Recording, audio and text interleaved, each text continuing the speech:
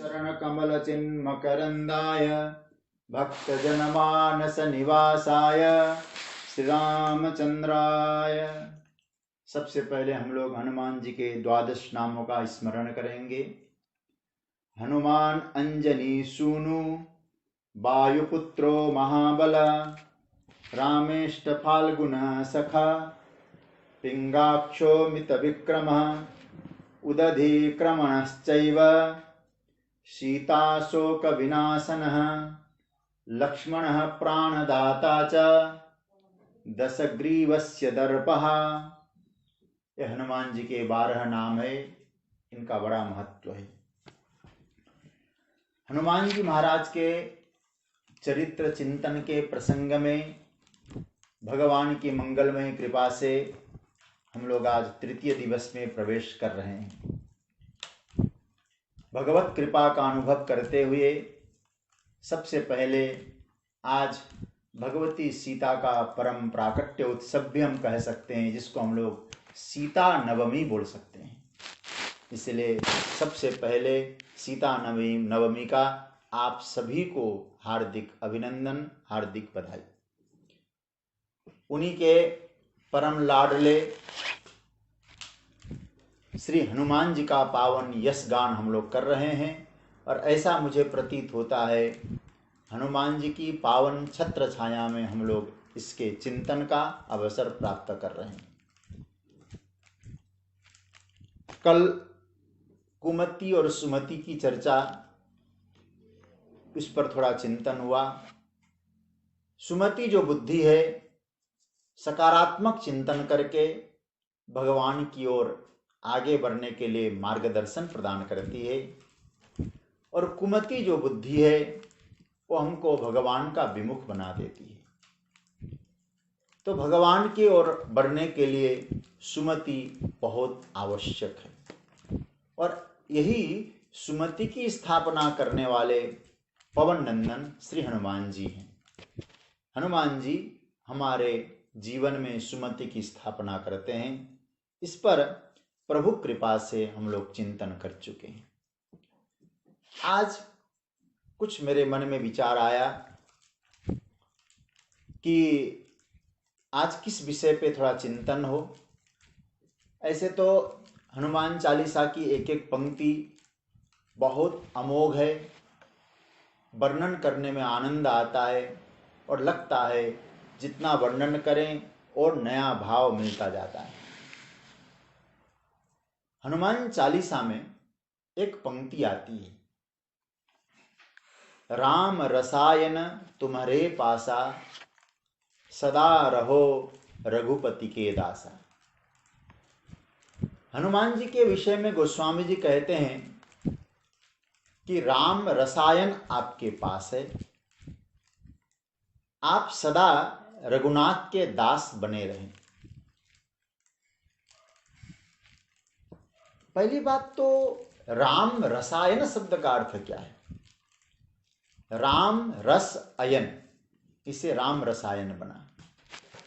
रस शब्द का अर्थ आनंद होता है। राम का जो आनंद है हनुमान जी के पास मौजूद है। दूसरा भाव हम लोग यहाँ ये देखें कि हनुमान जी में जो राम रस, और आप सब वैष्णव जन हैं, आप लोगों ने महापुरुषों के पंगत में कभी प्रसाद तो पाया ही होगा, भोजन पाया ही होगा। वहाँ जब प्रसाद के बाद किसी को यदि नमक की आवश्यकता होती है तो लोग नमक नहीं कह के राम रस कहते हैं। राम रस लेंगे, राम रस लीजिए। तो राम रस नमक को भी कहा जाता है। और गोस्वामी जी का एक बड़ा सुंदर सिद्धांत है, आप विभिन्न प्रकार के व्यंजन तैयार कर लें, विभिन्न प्रकार का व्यंजन हो, लेकिन वहाँ राम रस नमक का प्रयोग न हो, जैसे व्यंजनों का कोई मूल्य नहीं है। उसी प्रकार से भक्तिहीन पुरुष और बिना लवण का व्यंजन जैसा है, लवण बिना बहु व्यंजन जैसे। इसका मतलब ये हुआ, एक लवण, एक नमक भोजन को स्वादिष्ट बनाता है, उसी प्रकार से भगवान की जो भक्ति है वो भक्ति हमारे जीवन में जीवन को स्वादिष्ट आनंद प्रदान करती है। इसलिए राम रसायन और ऐसा जो भक्ति का जो आनंद है वो आनंद हनुमान जी के पास है। भक्ति का परम आनंद हनुमान जी के पास है। इसीलिए हनुमान जी कौन है? हनुमान जी भक्त है। हनुमान जी राम भक्त है। और राम भक्त कैसे हैं? तो हम लोग इस पर थोड़ा चिंतन करें। हनुमान जिसके जीवन में राम रस मौजूद है, भक्ति मौजूद है, वो भगवान से जुड़ जाता है। और भगवान से जो जुड़ता है वो भगवान का भक्त बन जाता है। और जो भगवान से जुड़ता नहीं वो विभक्त हो जाता है। तो हमें विभक्त न बनकर हमको भक्त बनना है। उसके लिए राम से जुड़ना है। और राम से जुड़ने के लिए राम की भक्ति का ऐसा सूत्र है, ऐसा जोड़ है जो हमें भगवान तक पहुंचा देता है। श्रीमद् भागवत में भी बात आई है कि भक्ति क्या है? एक धागा है, एक सूत्र है।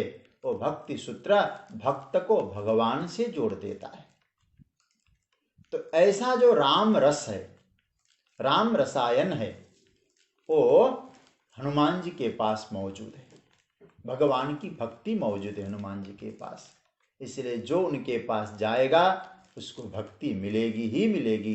ठाकुर जी का जो प्रेम है वह हनुमान जी के पास मौजूद है।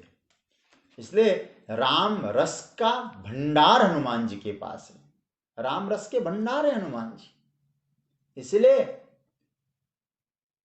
हनुमान जी का जो आश्रय लेता है राम रस की प्राप्ति कर लेता है।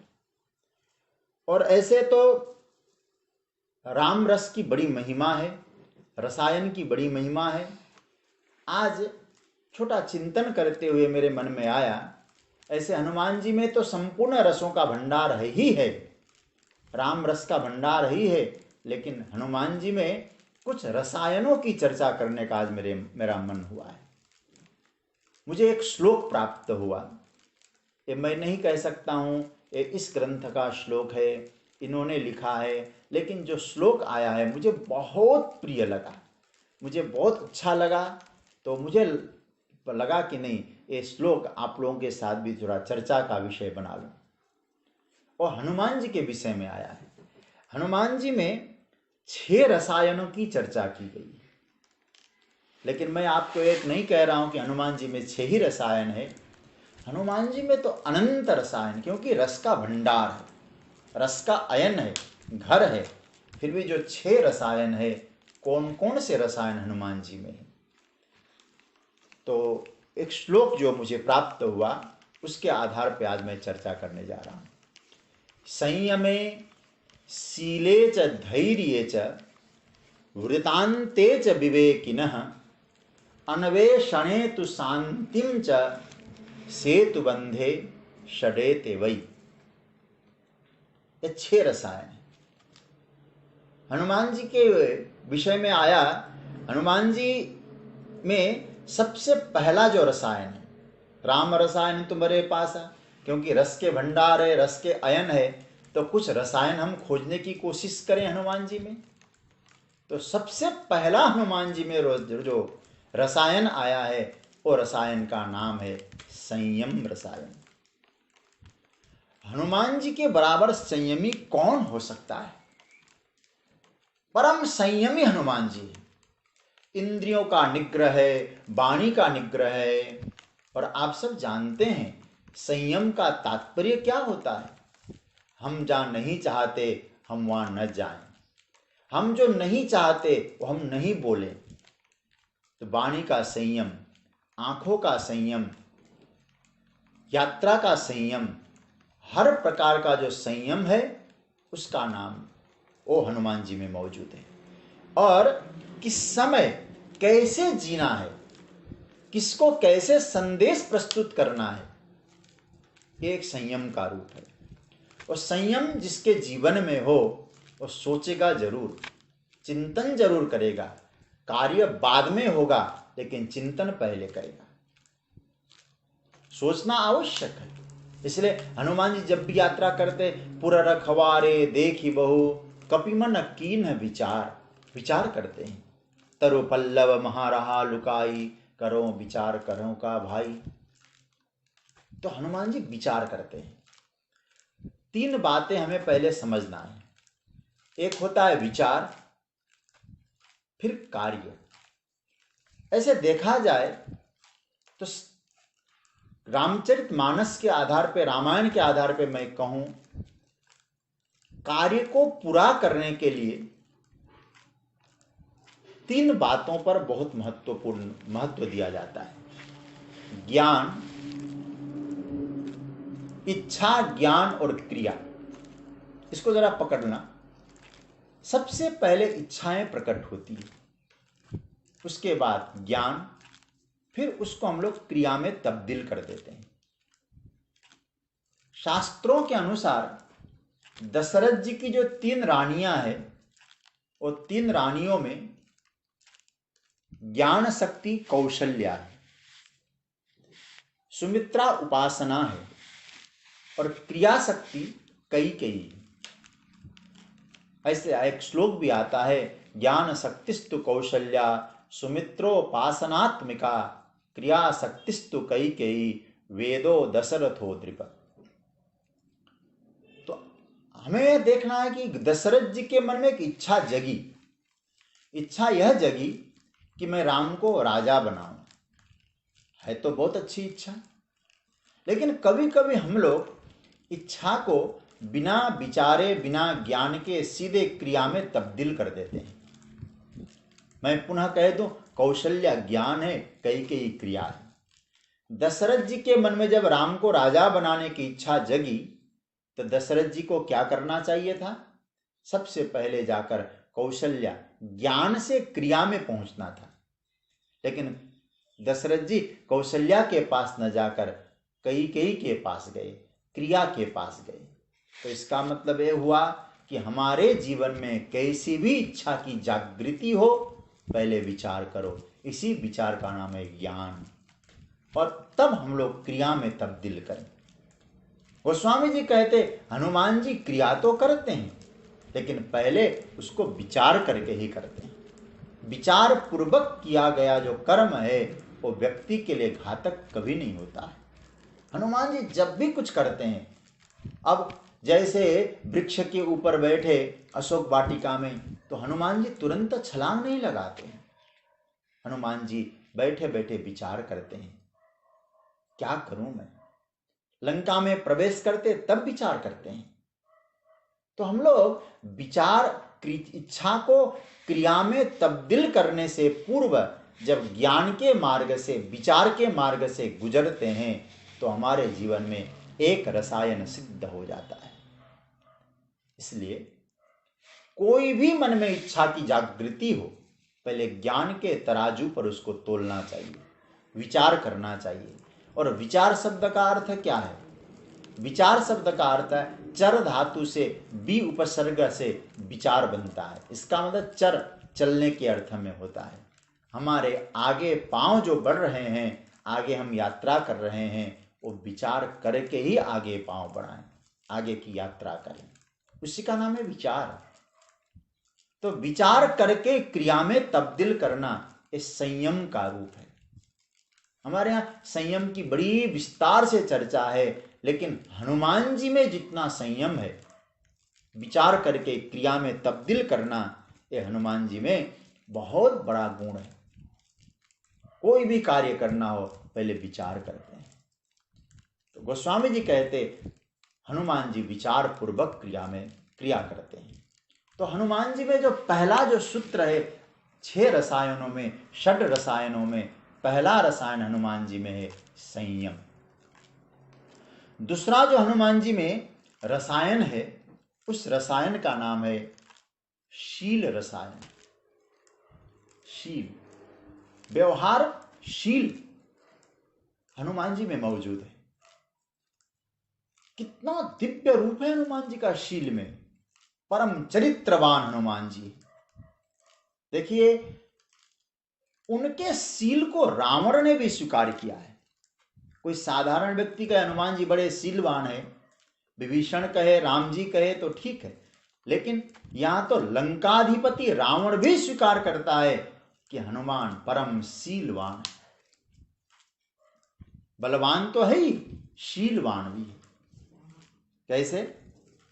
लंका कांड में जब अंगद को दूत बनाकर भगवान राघवेंद्र सरकार रावण के पास भेजते हैं, बड़ा सुंदर प्रसंग है। मैं तो केवल हनुमान जी में चरित्रशीलता का दर्शन कराना चाहता हूं। तो रावण किसी को स्वीकारने को राजी नहीं है। अंगद कहते हैं कि देखिए, आप नहीं जानते राम जी की सेना में कैसे कैसे लोग हैं। पहली बात तो यह है कि राम जी स्वयं परम बलवान है। रावण कहता मैं नहीं मानता, मेरा डर, पत्नी का वियोग यूं ही सता रहा है, वो कोई बलवान नहीं। और कहा नहीं, उनके भाई तो है, लक्ष्मण जी तो है, अनुज तासु दुख दुखी मलीना। अंगद उनका छोटा भाई तो बड़े भाई के दुख के कारण स्वयं दुखी हो रहा है। तो कहा कि अच्छा, आप जरा सोचिए, हमारे यहां बड़े बड़े वीर हैं। कौन वीर है? सुग्रीव, मैं। तो कहते हैं तुम सुग्रीव कुल द्रुम दो, तुम तो नदी के तट के वृक्ष हो तुम दोनों, कब बाढ़ आ जाए बह के चला जाए, किसी को स्वीकार नहीं करता है। जाम्बवंत, रावण कहता है हाँ, जाम्बवंत कभी बलवान थे, लेकिन अब नहीं रहे। शिल्पी कलम जान ही नल नीला, नल और नील पुल इत्यादि बनाने में इंजीनियर का अच्छा काम करते हैं।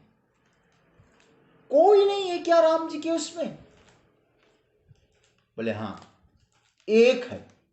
ये रावण के शब्द है। रावण कहता है कपि एक महाबलशीला। एक कपि है, एक बानर है, और परम बलवान होने के साथ साथ परम शीलवान है। यदि हनुमान जी शीलवान न होते तो रावण के सामने हाथ जोड़कर प्रभु कह के संबोधन करते हैं, खायूं प्रभु फल लागी भूखा। रावण को प्रभु कह के संबोधन करना, तो इसका मतलब है हनुमान जी का शील कितना दिव्य है। परम शीलवान है हनुमान जी। बल के साथ जब शील हो तो बल हमारे लिए घातक नहीं होता है, दूसरे का उद्धारक होता है। तो हनुमान जी में पहला जो रसायन है संयम रसायन है, दूसरा जो रसायन है शील रसायन है। परम चरित्रवान है हनुमान जी। कभी उनके मन में कभी किसी प्रकार की विकृतियां नहीं आ सकती। इसलिए तो आप जानते हैं, जैसे हनुमान जी की जब आरती हम लोग उतारते हैं ना, हनुमान जी की आरती उतारते समय हम लोग क्या कहते हैं? आरती कीजिए हनुमान लला की। और लला शब्द का अर्थ होता है छोटा बालक। और आप सब जानते हैं परम चरित्रवान यदि कोई होता है उसको हम बालक ही कह सकते हैं। परम चरित्रवान होता है छोटा बालक। तो हनुमान जी परम शीलवान है, नीतिज्ञ है, शीलवान है हनुमान जी। तो हनुमान जी में दूसरा जो रसायन है हनुमान जी में वो शील रसायन है, संयम, शील। तीसरा जो रसायन है हनुमान जी में उसका नाम है धैर्य, धीरज। वो हनुमान जी में मौजूद है और स्वयं में मौजूद है। और माता जी से प्रार्थना कर रहे हैं, माता जी कछुक दिवस जननी धरु धीरा, कपिन सहित आई है रघुवीरा। कुछ दिन और धैर्य रखिए। कितना गजब का धैर्य हनुमान जी में। यदि धीरज न हो, धैर्य न हो, तो रावण के लंका में जाकर इतना बड़ा कार्य बिना धीरज के संभव ही नहीं था। तो पहला तीसरा जो सूत्र है रसायन का, उस रसायन का नाम है धैर्य रसायन, संयम रसायन, शील रसायन, धैर्य रसायन। और चौथा जो हनुमान जी में रसायन है वृतांते च विवेकिनः। वृतांते च विवेकिनः शब्द का अर्थ होता है कुछ बोलते समय, वृत्तांत व्यक्त करते समय, कोई बात रखते समय विवेक पूर्वक रखे। ये हनुमान जी में मौजूद है। कब कौन सी बात कहां प्रस्तुत करनी है ये हनुमान जी को मालूम है। हनुमान जी अच्छी तरह से इसका ज्ञान रखते हैं। रावण के समय कैसी बातें करनी है, विभीषण के सामने जाएंगे तो कैसी बातें करने हैं। और देखिए विभीषण के सामने कहते हैं भैया ये तो बानर का शरीर है, अधम शरीर है, और रावण के सामने कहते भैया सच्ची बात तो यह है सबके देह परम प्रिय स्वामी। तो इसीलिए कब कहां किस प्रकार की बातें प्रस्तुत करनी है ये हनुमान जी में ये बहुत बड़ी बात आती है। वृत्तांते च विवेकिनः, विवेक आवश्यक है। बिना विवेक का कोई कार्य कर ही नहीं सकता है, और कार्य घातक सिद्ध होगा बिना विवेक के करेगा तो हम पहली बात तो ये समझें, विशेष करके 4 प्रकार के विवेक हमारे जीवन में होना चाहिए। 4 प्रकार के विवेक। पहला विवेक है तन का विवेक हमारे जीवन में हो, कहां कैसे बैठना है, ये भी विवेक की आवश्यकता है। विशेष करके बड़ों के सामने बैठने का तरीका क्या है, सलीका सीखना चाहिए, कैसे बैठना है। हनुमान जी इसका बहुत अच्छी तरह से समझते हैं। तन का विवेक देखिए हमारे यहाँ आता है ना, जगत गुरु शंकराचार्य के संदर्भ में जब शिष्य लोग आते हैं और उनके शिष्य कैसे हैं, वृद्ध है और शंकराचार्य युवा हैं। चित्रम बटतरोर्मूले वृद्धा शिष्या गुरुर्युवा, गुरोस्तु मौनम व्याख्यानम शिष्यास्तो छिन्न संशया। वो बैठे, केवल बैठने मात्र से उनके वह आसन पे जो विराजे हैं शंकराचार्य भगवान, उनके दर्शन करने मात्र से उनके चारों शिष्यों के संशय का नाश हो जाता है। तो तन का विवेक। दूसरा मन का विवेक। आप कहेंगे मन का विवेक क्या होता है? किसी के प्रति दुर्भाव न रखें, मन से किसी की प्रकार से हर किसी के प्रति सद्भाव रखें। यदि वो दुर्भाव रखता है तो उसके ऊपर की बात है, लेकिन हम क्यों दुर्भाव रखें। हनुमान जी ने देखिए रावण के सामने हाथ जोड़ा है। यदि दुर्भाव होता रावण के प्रति भी तो हनुमान जी कुछ भी कर सकते थे। पहले तो हनुमान जी ने क्या काम किया, हनुमान जी हाथ जोड़ के कहते हे रावण मैं तुम्हारे सामने हाथ जोड़ता हूं, विनती करहूं जोड़ी करी रावण। उसका भी कल्याण हो, ये भाव हनुमान जी के मन में है। तो सबके कल्याण का जो भाव रख सकता है वो मन का विवेक है। देखिए हनुमान जी कौन है? शंकर ही हनुमान जी है। और रावण कभी किसी के चरणों में वंदन नहीं करता है। तो हनुमान जी शंकर भगवान रावण के गुरु भी एक तरह से देखें तो जब गुरु के रूप में रावण ने वंदन नहीं किया तो हनुमान जी सोचते चलो मैं स्वयं जाकर उसको प्रणाम करके उसका कल्याण करूं। यह हनुमान जी की महिमा है, ये मन का विवेक है। सबका कल्याण हो, ये मन का जो पवित्र भाव है, ये मन का विवेक है। तन का विवेक हो, मन का विवेक हो। और एक बात और कहूं, आप इसको सहज रूप में भी ले सकते हैं। तीसरा है नयन का विवेक। देखने का भी विवेक होना होता है। कब किस प्रकार से हम लोग देखें किसी को। कई बार नयन का अविवेक व्यक्ति को पतन के गर्त में ले जाता है। मैं इस नयन के विषय में अधिक चर्चा नहीं करूंगा, अन्यथा शिव महापुराण में नयन पर बहुत चर्चा की गई है। किरात प्रसंग में किरात भगवान जब शंकर भगवान प्रकट होते हैं, मैं उस समय की चर्चा नहीं करूंगा, लेकिन नयन का भी विवेक आवश्यक है। लेकिन चौथा जो विवेक है वो वचन विवेक है, बोलने का विवेक, तन का विवेक, मन का विवेक, नयन का विवेक और वचन का विवेक। और हनुमान जी में वचन का तो गजब का विवेक है। वाल्मीकि रामायण को कभी आप लोग देखे हों, जब प्रथम बार हनुमान और राम जी की मुलाकात होती है तो हनुमान जी महाराज बोलते रहते हैं, राम जी टकटकी लगा के सुनते रहते हैं। हनुमान जी को देखते हैं और बिल्कुल हूबहू एकदम धैर्य की मूर्ति बनकर हनुमान जी महाराज की बातें सुनते रहते हैं। दंग रह जाते राम जी।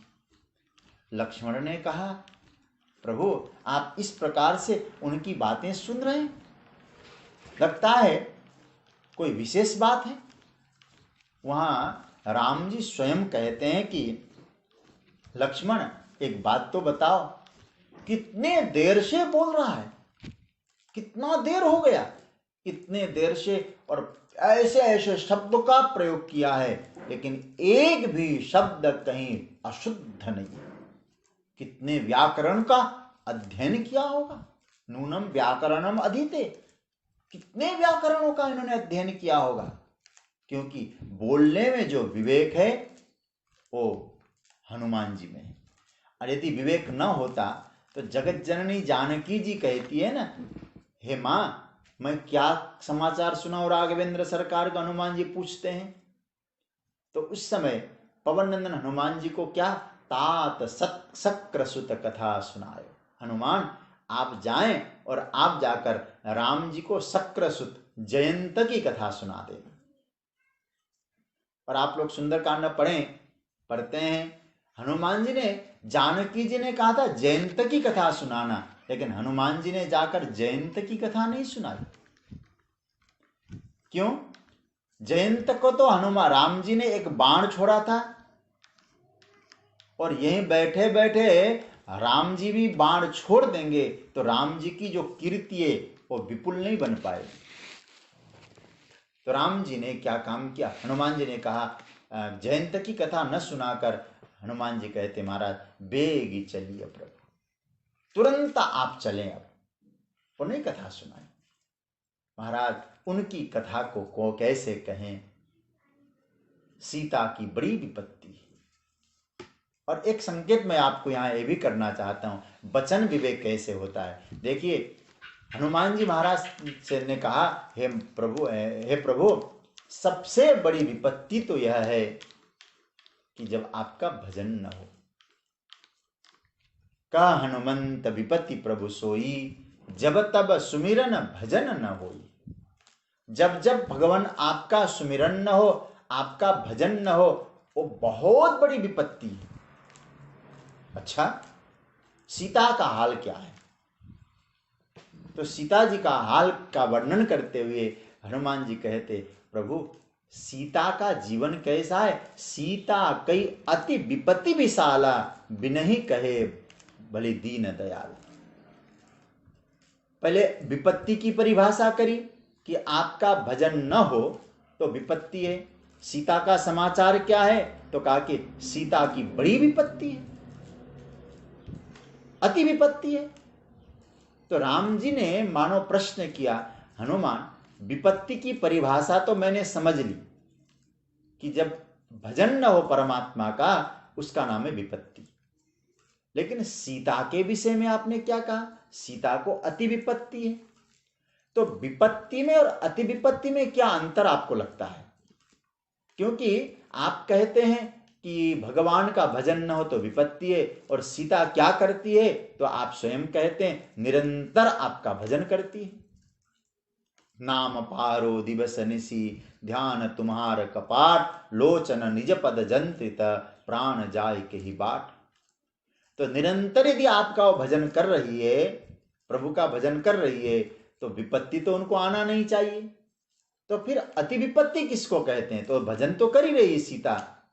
तो हनुमान जी कहते, प्रभु मैं सच कह रहा हूं, जब आपका कोई भजन न करे तो उसके जीवन की विपत्ति है।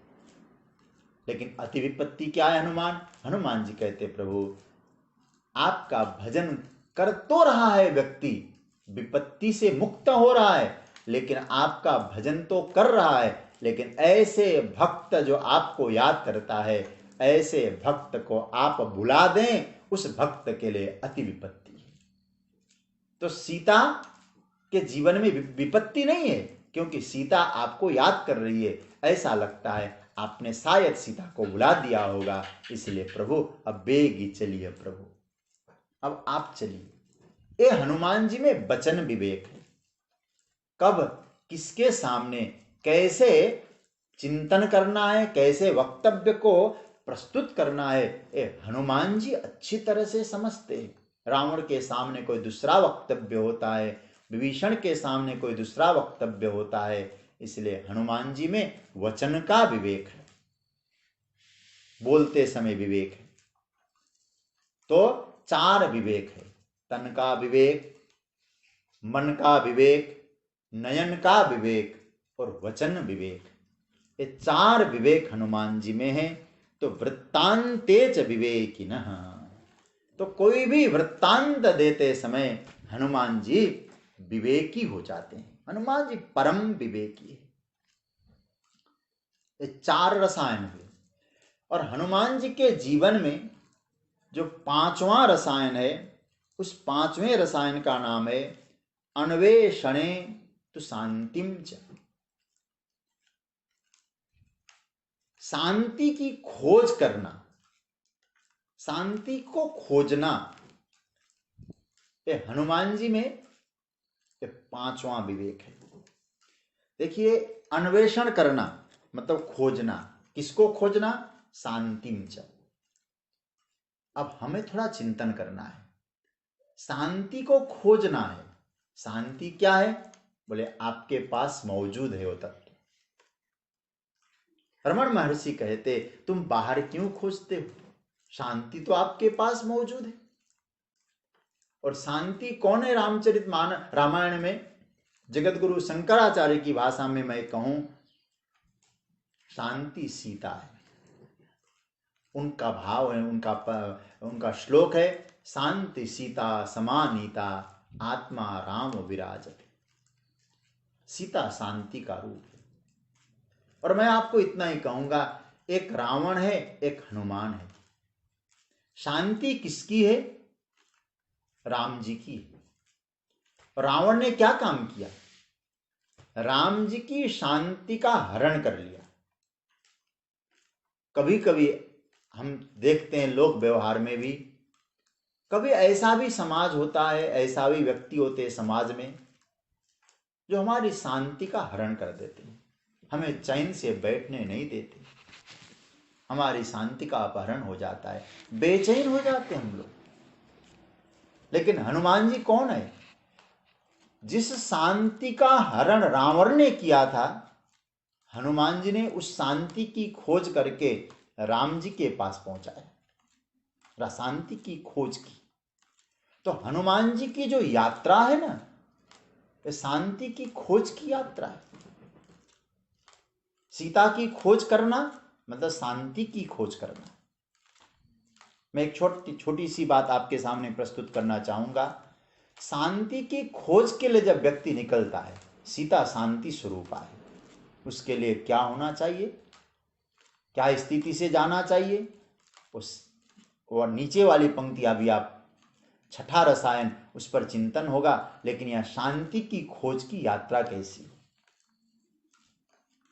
शांति की खोज की यात्रा में आपको एक निवेदन मैं जरूर करूंगा कि हमें उदास, हताश, निराश नहीं होना चाहिए। जीवन में परम शांति को पाना है। हनुमान जी की तरह हमको एक दृढ़ निश्चय होकर निकलना चाहिए। मार्ग में व्यवधान आएंगे और एक कभी नहीं समझ लेना हमें कि हम जिस शांति को पाने के लिए यात्रा कर रहे हैं, रास्ते में कोई रुकावटें नहीं आएंगी। तो ऐसी बात हो गई, हम घर से गाड़ी लेकर जब निकल रहे हैं, पहले से हम अनुमान न लगा बैठे, रास्ते में संपूर्ण जगह हमको हरी बत्ती मिलेगी। हनुमान जी महाराज जब निकलते हैं तो कभी ये सोच कर नहीं निकलते हैं मैं जा रहा हूं, हमारा रास्ता तो इस प्रकार से होगा कि किसी प्रकार का कोई बीच में रुकावटें नहीं आएंगी। और हम सब जानते हैं जितनी रुकावटें हनुमान जी के मार्ग में आई होंगी, उस शांति को खोज करने के लिए संभवतः आज तक किसी के मार्ग में सा आई भी नहीं होगी। लेकिन हनुमान जी ने शांति के खोज से पीछे नहीं हटे। हनुमान जी निरंतर उसको खोज करते रहे। यात्रा करते हैं तो कभी मैनाक पर्वत आता है, कभी सुरसा, कभी निशीचरी, कभी लंकिनी, कभी रावण के जो जितने भी उनके सेवक है, सैनिक है, ये सब आते रहते हैं। लेकिन आप देखें हनुमान जी की यात्रा में, हनुमान जी का जीवन का लक्ष्य है हम शाश्वत शांति को प्राप्त कर सकें। जो रास्ते में रुकावटें थी, उन रुकावटों से हनुमान जी ने केवल एक कहा कि हम लोग, मुझे वहां जाना है। और जो रोक रहे थे बाद में उन्होंने आशीर्वाद दिया। और चाहे सुरसा हो चाहे लंकिनी हो, सुरसा जब सुरसा ने देखा तो हनुमान जी को खाने को कह रही, लंकिनी ने भी देखा तो कहा कि मोर आहार जहां लगी चोरा। इसका मतलब ये हुआ दोनों ही खाने को रुकावटें डाल रही है। तो हमारे शांति के मार्ग में ईर्ष्या, वैमनस्य, तृष्णाएं ये रुकावटें डालती ही डालती है। लेकिन हनुमान जी ने कितना बड़ा विवेक का कार्य किया। दृढ़ निश्चय पूर्वक अपने लक्ष्य की ओर आगे बढ़ते रहे। तो जिन्होंने रोका था वो आशीर्वाद देने को तैयार होता है। तो सुरसा रोकती है, पहले खाने को कहती है, वही सुरसा बाद में कहती है राम काज सब करी हहु, तुम बल बुद्धि निधान, आशीष दई गई सो हरसी चले हनुमान। जो हमें खाने को दौड़ रहा है वो हमको आशीर्वाद देके राम कार्य को पूरा करने को कहे। लंकिनी को देखें, प्रविशि नगर कीजिए सब काजा, मेरा आशीर्वाद है आप जाओ राम जी का सारा कार्य पूरा करो। जो रोक रहा था वो आशीर्वाद दे रहा है। तो हमें यह समझना है हमारे रास्ते के विघ्न हमारे जीवन के साधन कैसे बन जाते हैं, हमारे जीवन के अवरोध हमारे लिए आशीर्वाद कैसे बन जाते हैं, हमारे मार्ग के रुकावटें हमारे लिए मार्गदर्शन कैसे कराते हैं। जब व्यक्ति दृढ़ निश्चय लेकर यात्रा करता है और एक लक्ष्य को पाने की दृढ़ता लेता है, तो याद रखिएगा ऐसे मनस्वी व्यक्ति के जीवन में जो रुकावटें हैं साधन बन जाते हैं। लेकिन कुछ ऐसे भी होते हैं जो मनस्वी न होकर आलसी को लेकर, आलस्यपने को लेकर यात्रा करते हैं, उनके जीवन में साधन भी आ जाते हैं ना, वो भी रुकावट बन जाते हैं। आशीर्वाद भी अवरोध हो जाता है, रुकावट मार्गदर्शन में बाधा उत्पन्न कर देते हैं आलसी व्यक्ति के जीवन में। लेकिन मनस्वी चिंतक ऐसा व्यक्ति जब यात्रा के लिए निकलता है तो उसके जीवन में रुकावटें साधन बन जाते हैं।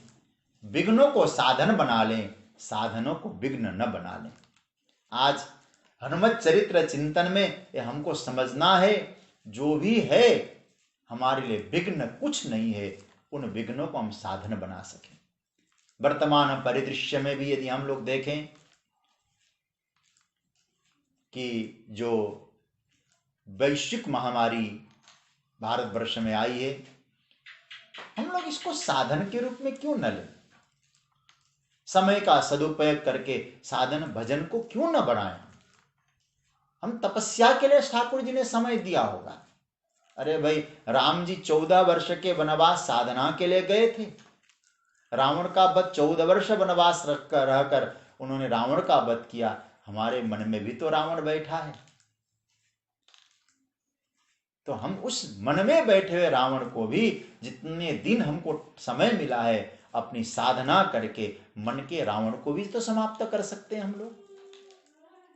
तो उसको हम लोग सकारात्मक रूप से लेकर, विघ्न न मानकर, उसे भी हम साधन समझकर हम उसका सदुपयोग करें तो निश्चित रूप से हम मनस्वी बन जाते हैं और मनस्वी व्यक्ति के जीवन में आए हुए जो विघ्न है वो साधन बन जाते हैं। पुनः मैं दोहराना चाहता हूं इस बात को, साधनों को विघ्न न बनने दें, विघ्नों को साधन बनाने का प्रयास करें।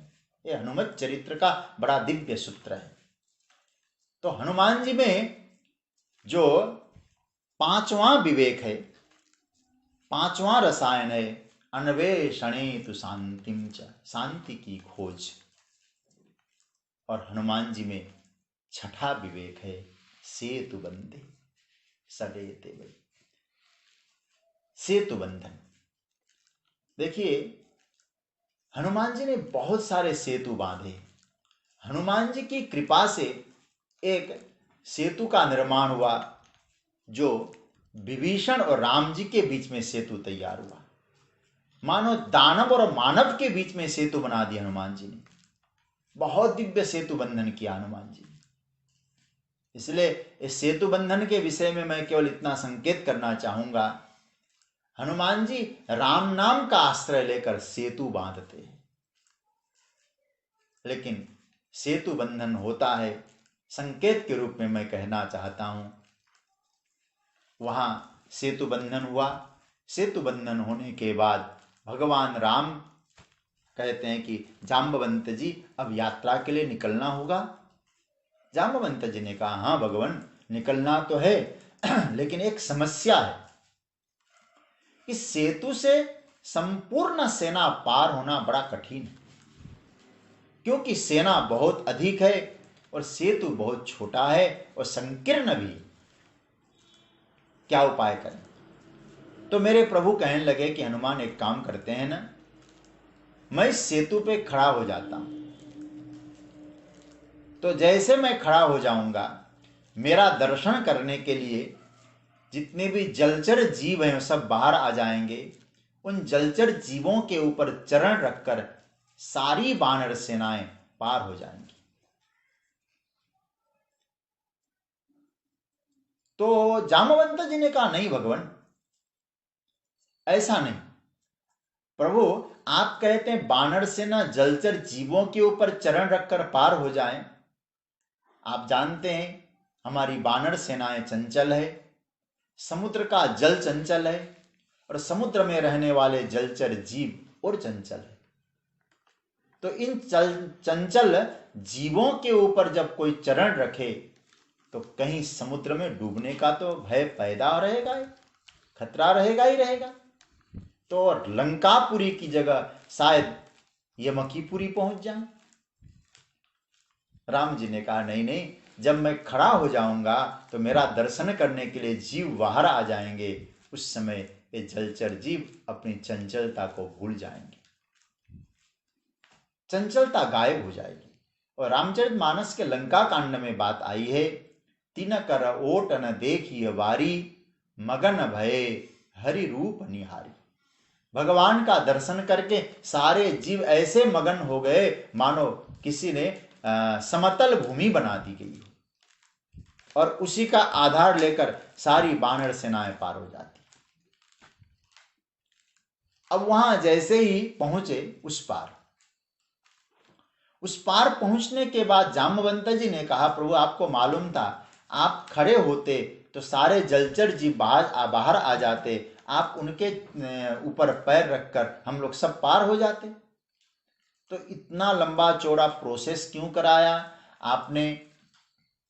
पुल बांधना, व्यवस्था करना कितना समय लगा, कितने कितने बड़े बड़े पत्थरों को ढोना पड़ा। तो भगवान राम जी ने कहा, देखो ये तो सेतु नहीं बनता तो मैं चरण कहां रखता, मैं खड़ा कहां होता। तो इसका अर्थ यह है कि मुझे खड़े होने के लिए भी सेतु की आवश्यकता है। और जब मैं जिस सेतु पे खड़ा हो जाता हूं, फिर वहां आसपास कहीं भी पैर रख लो, भवसागर आप सहज रूप से पार हो जाओगे। लेकिन इस बात का ख्याल रखना, आप राम नाम के साधना के सेतु को तैयार तो करें, लेकिन आपके साधना के सेतु में अपने अहम को कभी मत बिठाइए। उस साधना के सेतु में भगवान को बिठाइए। और आपकी साधना के सेतु में जिस दिन राम बैठ गए, फिर आप कभी कहीं डूबेंगे नहीं, क्योंकि आपकी साधना के सेतु में प्रभु विराजमान हो गए, उसकी कभी बिगड़ेगी नहीं। तो सहज रूप से आप भवसिंधु पार हो जाए, और जहां भी पैर रखेंगे आपका पतन नहीं होगा। श्रीमद् भागवत के 11वें स्कंद में तो आया है, धावन निमिल्यवा नेत्रे न स्खले न पतेति है। नेत्र बंद करके भी कोई दौड़ेगा, यदि हमारी साधना के सेतु पे परमात्मा विराजे हैं तो कभी भी उसका पतन और गिरना संभव ही नहीं है। तो साधना का जो सेतु है, सेतु बंधे, हनुमान जी के माध्यम से सेतु बंधन हुआ है, क्योंकि राम नाम का आश्रय तो हनुमान जी ने दिया है। तो ये 6 प्रकार का जो रसायन है, पुनः याद दिलाऊं, संयम रसायन, शील रसायन, धैर्य रसायन, वृत्तांत में विवेक का रसायन, कैसे वृत्तांत देना, विवेक का रसायन, और अन्वेषणे शांतिम, शांति की खोज का रसायन, और छठा है सेतु बंधे, सेतु को बांधना, साधक को परमात्मा से जोड़ना, ये भी एक सेतु बंधन। इसलिए मेरे पूज्य गुरुदेव भगवान कहा करते थे, राम जी ने बहुत सारे सेतु बांधे हैं। मानव दानव का सेतु, वशिष्ठ विश्वामित्र का सेतु, ऊंच और नीच, निषाद राजगु और वशिष्ठ को मिलाकर ऊंच नीच का सेतु, मानव दानव का सेतु, भारत लंका का सेतु, ये सब बहुत विस्तार से सेतु की चर्चा है। और लेकिन ये सेतु बंधन में हनुमान जी की बड़ी भूमिका है, तो हनुमान जी में सेतु बंधन भी एक रसायन है। तो इस प्रकार से हनुमान जी में कितने रसायन है? राम रसायन तुम्हारे पासा, सदा रहो रघुपति के दासा। हनुमान जी में अनेक रसायन है, रसों का तो भंडार है। हम ये न कहें हनुमान जी में यही 6 ही रसायन है, हम तो इन 6 रसायनों का दर्शन करके उनका स्मरण कर रहे हैं। लेकिन हनुमान जी में रसायनों का भंडार है, रस का भंडार है। और याद रखना, जो राम रस का भंडार जिनके जीवन में है, वो राम का दास अवश्य हो सकता है। हम लोग भी कभी कभी दास तो बन ही जाते हैं, बन जाते हैं, लेकिन समय आने पर दास बन गए, समय चला गया तो दास भाव समाप्त हो गया। सदा के लिए दास नहीं बन सकते। लेकिन हनुमान जी कैसे? सदा रहो रघुपति के दासा। हनुमान जी सदा दास्य भाव से रहते हैं। दास्य भाव से रहने का मतलब यह है, परम विनम्र परम विवेकी हनुमान जी हैं। इसलिए दास वही है किसी की शरण में रहकर जीना चाहे। एक शरण को पकड़ लें तो हमको इधर उधर भटकना नहीं पड़ेगा। तो दास वही बन पाएगा जो किसी का शरण ले पाएगा। हनुमान जी महाराज हमारे यहाँ तो कहा गया है, एक ग्रंथ के विषय में भी आपने कभी सुना होगा, चैतन्य परंपरा में एक भक्ति रसायन नाम का ग्रंथ ही है। भक्ति भी रसायन है, विद्या भी रसायन है। चैतन्य महाप्रभु का तो एक बहुत अच्छा भाव है, विद्या बधु जीवन। यदि हमारे जीवन में विद्या हो, विवेक हो, सब कुछ हो, लेकिन भगवान नाम न हो, भगवान की भक्ति न हो, भगवान की प्रीति न हो, तो आपकी विद्या नहीं है। भगवान का नाम, भगवान का सुमिरन, भगवान की भक्ति विद्या देवी का सिंदूर है, विद्या का सिंदूर है। और विद्या एक बधू है, विद्या एक बहू है, बधू है। और विद्या रूपी बधू यदि सिंदूर रहित हो जाए तो क्या कहा जाता होगा? मांग का सिंदूर उजड़ जाए किसी बहू का तो क्या कहा जाए? लेकिन उस मांग का सिंदूर क्या है? हमारे पास विद्या है, हमारे पास संयम है। उस विद्या रूपी संयम बहू का ये जो सिंदूर है वो भगवत प्रेम है, भगवान की भक्ति है, भगवान का नाम है। तो पवन नंदन श्री हनुमान जी महाराज सदा रहते हैं दास, दास्य भाव से हनुमान जी निवास करते हैं। इसलिए सदा दास वही बन सकता है जो एक का आश्रय लेता है।